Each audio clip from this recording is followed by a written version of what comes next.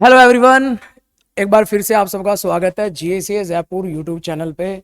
तो प्यारे बच्चों, आज हम आपको मिलवाने वाले हैं जीएसए जयपुर के ऑफलाइन स्टूडेंट नितिन जांगिड, जिन्होंने अपना इस बार सीएसआर नेट के जेआरएफ के रिजल्ट में अपना जो रैंक है 44 और विद मार्क्स 131 प्लस मार्क्स जिन्होंने स्कोर किए हैं।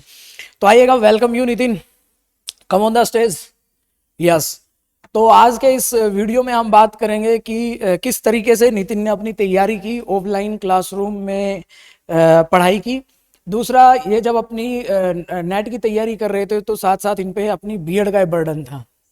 तो बीएड के साथ साथ इन्होंने अपनी सीएसआर नेट जेआरएफ के एग्जाम को क्वालिफाई किया है और पहले अटेम्प्ट में नितिन को फेलियर का सामना करना पड़ा और दूसरे अटेम्प्ट में नितिन ने अपना एग्जाम क्रैक कर लिया और एक बढ़िया रैंक के साथ। तो yes, Balvir sir, Yogesh sir, देखो बहुत सारे साथी हैं जो ऑफलाइन नहीं पहुंच पाए, लेकिन जो जो आ रहे हैं उन सबको हम इनवाइट कर रहे हैं जीएसए जयपुर के प्लेटफॉर्म पे। आप आइएगा, जीएसए जयपुर में आपका स्वागत है, क्योंकि एक रिजल्ट ही होता है जिसके लिए हम मेहनत करते हैं और ये एक मोमेंट होता है स्टूडेंट की लाइफ में भी और टीचर की लाइफ में भी कि किस तरीके से एक स्टेट कॉलेज से पास आउट किया इन्होंने, अपने ग्रेजुएशन की, देन एमएससी की, प्राइवेट कॉलेज से इन्होंने एमएससी की और देन पहले अटेम्प्ट में फेलियर का सामना किया क्योंकि कुछ एग्जाम की परिस्थितियां थी, कुछ इनके हेल्थ इशू थे, लेकिन सेकंड अटेम्प्ट में इन्होंने अपना एग्जाम क्वालिफाई कर लिया। तो वन बाय वन इनसे सुनेंगे अपनी प्रिपरेशन किस तरीके से करनी है, किन चीज़ों पे फोकस करना है। और मैं आपको बता देता हूँ, नितिन भी ऑफलाइन स्टूडेंट था और मोस्ट हार्ड वर्किंग था, तो इन्होंने अपना जेआरएफ क्रैक किया। Nitin, best wishes. अब Yogesh sir one by one एक एक क्वेश्चन आपसे पूछेंगे और जो भी साथी वीडियो को देख रहे हैं, तो साथियों अगला जो है नेक्स्ट में भी यू आप भी अपना जेआरएफ क्रैक कर सकते हैं, आप भी अपना रिजल्ट इस बार जून में क्रैक कर सकते हैं। पढ़ते रहिएगा, मेहनत करते रहिएगा और टॉपर्स टॉक के इस एपिसोड में जो जो साथी आपसे हम मिलवा रहे हैं उनकी बातों को सुनिएगा, समझिएगा। और होता है कि कहीं ना कहीं आपको भी इन प्रॉब्लम का सामना करना पड़ेगा, उन प्रॉब्लम्स के ऊपर उठ के आपको मेहनत करनी पड़ेगी और किस तरीके से आपको इस अटेम्प्ट में अपना जेआरएफ क्रैक करना है, उन सारी चीज़ों की इस वीडियो में अब हम चर्चा करेंगे। तो सबसे पहले तो कॉन्ग्रेचुलेशंस नितिन, आपने मतलब अपने सेकंड अटेम्प्ट में बहुत अच्छा रैंक हासिल किया है। ठीक है, अब दूसरी बात ये कि पहले आप अपना थोड़ा जनरल इंट्रोडक्शन दे दीजिए, जो पता लगे सबको कि आपने कौन से कॉलेज से एमएससी किया है और आपका जो स्टेट कॉलेज था। ओके, चलो बताइए, कॉलेज का नाम बताइए। हेलो, मेरा नाम नितिन जंगीड है। मैंने अपनी ग्रेजुएशन और post graduation same college SHG Parik college PG से की है, जो एक प्राइवेट कॉलेज है और मैं जयपुर से बिलोंग करता हूँ। अच्छा, तो आप जब ऑफलाइन यहाँ कोचिंग करने आए थे तो ये सेम क्वेश्चन है, बहुत सारे बच्चों का ये रहता है कि सर तीनों टॉपिक ही पढ़ें क्या? तो आपने भी ऑर्गेनिक, इनऑर्गेनिक और फिजिकल केमिस्ट्री तीनों पे ही फोकस किया था या आप कुछ स्पेसिफिक थे? मेरी स्पेशलाइजेशन ऑर्गेनिक केमिस्ट्री से, बट मैं जब फर्स्ट अटेम्प्ट दिया तो मैंने ऑर्गेनिक, इनऑर्गेनिक और फिजिकल को ज़्यादा इम्पोर्टेंस दी, तो मेरे इतने मार्क्स हुए नहीं। फिर मैंने अभी लास्ट जो अटेम्प्ट दिया उसमें ऑर्गेनिक पढ़ी, इनऑर्गेनिक पढ़ी और फिजिकल भी पढ़ी, तीनों को साथ लेके चला और इसी वजह से मेरा रिजल्ट आज 131 मार्क्स पर है। और बी पार्ट के लिए इम्पोर्टेंट जो स्कोर हुआ वो ऑर्गेनिक की वजह से हुआ। अच्छा, तो आपका भी मानना ये कि जो टॉपर्स होते हैं, देखो रैंक आप अच्छी रैंक नहीं ला सकते किसी दो सब्जेक्ट को पढ़ के। ठीक है, अब मान के चलो कि आपका फिजिकल केमिस्ट्री टफ आ गया तो ऑर्गेनिक केमिस्ट्री के क्वेश्चन कर लोगे आप, ऑर्गेनिक केमिस्ट्री टफ आ गया तो फिजिकल केमिस्ट्री क्वेश्चन कर लोगे। तो पढ़ना आपको तीनों सब्जेक्ट है और बी पार्ट में तो स्पेशली तीनों टॉपिक ही जरूरी है, क्योंकि बी पार्ट में चॉइस नहीं है आपके पास। बी पार्ट में ओनली आपके पास 40 क्वेश्चन है, जिनमें से आपको 35 क्वेश्चन अटेम्प्ट करने होते हैं। तो बी पार्ट में तो कोई चॉइस है नहीं नितिन, तो आपने इस बार तीनों सब्जेक्ट पढ़े, तो ये आपके लिए इसका मतलब आपने बोला बेनिफिट हुआ मैम। ठीक है, इसके अलावा आप ये बताइए कि आपने ड्यूरिंग 6 मंथ, तो ऐसा तो होता नहीं कि हर डे एक जैसा ही होता है, कभी अप एंड डाउन। आपकी तो खुद की काफ़ी स्ट्रगल वाली जर्नी रही है, फैमिली प्रॉब्लम भी चलती रहती थी, आपका बीएड भी चल रहा था, तो इसके साथ मतलब अपने आप को सेल्फ मोटिवेशन वो आपने कैसे किया खुद को मैनेज, क्योंकि हर डे एक जैसा नहीं होता है, तो बहुत सारे स्टूडेंट का भी ये क्वेश्चन रहता है।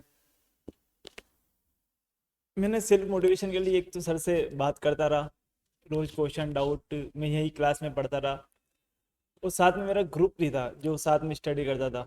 उसमें काफ़ी लोग थे, उन्होंने भी काफ़ी अच्छा स्कोर किया है। किसी ने नेट क्वालिफाई किया है, किसी ने नेट में अच्छे मार्क्स लिए, किसी ने जेआरएफ भी है। जो मेरा ग्रुप था उसकी वजह से काफ़ी डिमोटिवेशन था जो ख़त्म हो चुका था। और डिमोटिवेशन आता ही है पढ़ते हुए, स्ट्रगल फर्स्ट अटेम्प्ट में नहीं हुआ उसका प्रेशर, वो कम करने के लिए ग्रुप होना काफ़ी ज़रूरी है। तो आपका मानना है कि जब ग्रुप स्टडी करते हैं तो थोड़ी चीज़ें जल्दी याद भी हो जाती हैं, आपस में बोल बोल के एक दूसरे को सुना देते हैं कि ये मैंने आज किया, ये आपने क्या किया। तो कुल मिला के आपने ये बोला कि आपका फ्रेंड सर्किल एक अच्छा होना चाहिए। तो कुल मिला के ये आपको बस ड्यूरिंग 6 मंथ के लिए एक इन्वायरमेंट क्रिएट करना है, उस इन्वायरमेंट से बाहर नहीं जाना है आपको बिल्कुल भी। बस आप मान के चलो कि वो जो 6 मंथ आप उस इन्वायरमेंट हो, बस उसी जो आपको सेम रूटीन है रोज का वो फॉलो करना है आपको, ठीक है। इसके अलावा आप बताइए कि आपने आजकल जो काफ़ी चल रहा है कि आरबीक्यू सीरीज है, रेफरेंस बुक के क्वेश्चन है, वो आपने सारे सोल्व किए? यस सर, मैंने आरबीक्यू, रेफरेंस बुक, पीवाईक्यू वगैरह सभी क्वेश्चन सोल्व किए, और पीवाईक्यू से कम 4 और 5 टाइम तक किए, ताकि वो पीवाईक्यूज और आरबीक्यू को भी मैंने काफ़ी टाइम तक किया। टेस्ट सीरीज भी काफ़ी दिए, सभी टेस्ट मैंने अटेम्प्ट किए 2-3 बार। और बेनिफिट होता है टेस्ट सीरीज देने, जो अपने हेजिटेशन होती है वो वहीं निकल जाती है पेपर देने, फिर पेपर में इतना प्रेशर नहीं होता, इजीली क्वेश्चन हो जाते हैं। और इतना मुझे तो इस बार लगा भी नहीं कि इतना प्रेशर हुआ पेपर के अंदर, इजीली क्वेश्चन हो रहे थे, धीरे धीरे करते गए, लास्ट में नंबर बनते गए। अच्छा जरा फिर ये भी बताइए, बहुत सारे बच्चों का क्वेश्चन ये भी रहता है कि सर पेपर में जाएं पेपर देने, तो फिर पेपर को कैसे मैनेज करें? जो 3 आवर हैं जो आपके पेपर में, वो ही आपको डिसाइड करते हैं, ठीक। तो आपने मतलब सबसे पहले पार्ट A, B, C उनमें से किस पार्ट पे ज्यादा फोकस किया, कौन सा पार्ट पहले अटेम्प्ट किया? वो भी बहुत सारे बच्चों का क्वेश्चन होता है, तो जरा वो भी क्लियर करिए। मैंने सबसे पहले पार्ट सी अटेम्प्ट किया। पार्ट सी मैंने, मेरा 1 आवर में आराम से 25 क्वेश्चन अटेम्प्ट हो गए थे। उसके बाद पार्ट बी में आया। पार्ट बी में मेरे ज़्यादा क्वेश्चन अटेम्प्ट नहीं हो रहे थे, मतलब 25 के आसपास 23-25 क्वेश्चन अटेम्प्ट हुए। फिर टाइम था, हाफ आवर टाइम था, तो मैंने फिर पार्ट ए में ये किया, इस बार किया, तो मेरे 7-8 क्वेश्चन आराम से अटेम्प्ट हो गए थे। पार्ट ए में भी आपके बहुत सारे क्वेश्चन हो गए थे। तो देखो इन्होंने भी जो टॉपर्स हैं उन्हीं को फॉलो किया है, और सारे part A, part B, part C तीनों को ही सेम टाइम दिया है, बस पार्ट ए को थोड़ा कम टाइम दिया है। तो आपको ऐसा नहीं है कि सिर्फ केमिस्ट्री पढ़ो, थोड़ा बहुत आपके पास टाइम रहता है, 6 महीने का टाइम मोर देन सफिशिएंट होता है। तो थोड़ा बहुत आप रोज के 15 से 20 मिनट भी करते हो तो पार्ट ए भी कर सकते हो, ठीक है। और चॉइस आपको बताई थी कि बी पार्ट में चॉइस कम होती है, तो उसमें आपको थोड़ा ज्यादा फोकस करना है, ठीक है। अब नितिन ये बताइए कि जैसे आपने जितने भी टेस्ट दिए तो उसमें आपकी रैंक यहाँ क्या आती थी, ठीक है।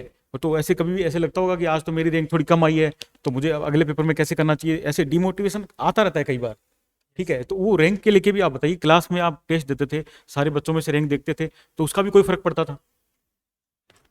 ये सर, मेरी रैंक इतनी खास नहीं आती थी क्लास टेस्ट से, तो जब मैं 8th-9th पोजीशन पर रहता था हमेशा, टॉप में कभी हुआ नहीं। बट इस बार मैंने कंटिन्यू मेहनत की, बस मैं ऐसा नहीं देखता कि मैं डिमोटिवेशन होता, बट उसी दिन होता है, ऐसे नहीं रोज चल रहा हो कि 7th, कई बार 2 भी आई है, कई बार 3 भी आई है। हाँ, 1 कभी नहीं आई, 1 के लिए बहुत लोग थे। बट फिर भी मेरा यही कहना है कि एग्ज़ाम चाहे कुछ भी हो, पहले प्रिपरेशन अच्छी होनी चाहिए, रिवीजन अच्छा होना चाहिए, कम से कम 30-40 बार तो पढ़ना ही चाहिए एक चैप्टर को, फिर ताकि लास्ट में एग्जाम में इतना प्रेशर ना हो।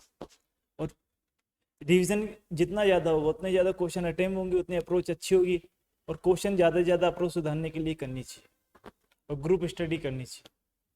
अच्छा तो आपका मतलब ये था कि मल्टीपल रिवीजन जो है वो जरूरी है। तो बिल्कुल ये बात तो क्लास में भी अपन बोलते हैं कि मल्टीपल रिवीजन बहुत जरूरी है। जब तक आपको चीजें याद नहीं होंगी तो फिर अप्रोच कैसे करोगे?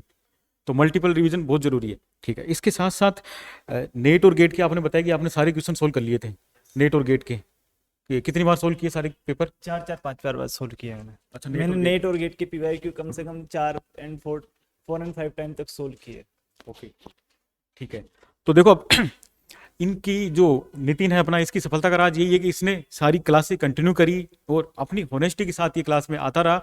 इतना सिंसियर बच्चा था, क्लास में जब बैठा रहता था सबसे पीछे बैठता था ये बैक बेंचर्स की तरह, पर बैक बेंचर्स बहुत आगे निकल जाते हैं, ये चीज़ है, ठीक है। उसी में अपना नितिन भी है, सबसे पीछे बैठता था। मैंने कई बार बोला इसको कि थोड़ा आगे बैठ जाओगे, नहीं नहीं सर पीछे से सही दिखता है बिल्कुल ही, बालकनी जैसी फीलिंग आती है।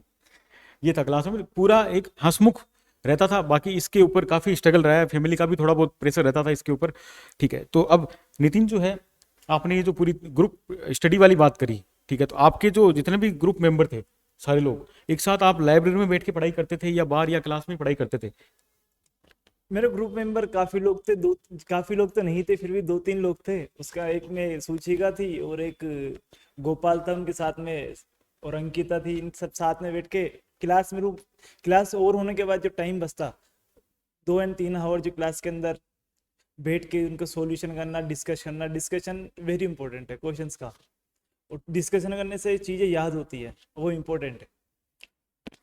तो अब देखो नितिन की सफलता का राज ये है कि इसने कंटिन्यू क्लासें ली, सारे असाइनमेंट जितने भी इसको मिलते गए वो सारे इसने सोल्व किए। तो अब नेक्स्ट नंबर ये आपका भी हो सकता है, ठीक है, और हो क्या सकता है, आपका ही होगा नेक्स्ट नंबर। तो जैसे जैसे ये बच्चों से हम बाकी लोगों से मिलवाएंगे आपको, ठीक है। तो नितिन आपको आगे के लिए ऑल द बेस्ट। चलो थैंक यू सो मच। अच्छा एक बार नितिन ये अपना गिफ्ट तो लेके जाइए। चलो थैंक यू सो मच।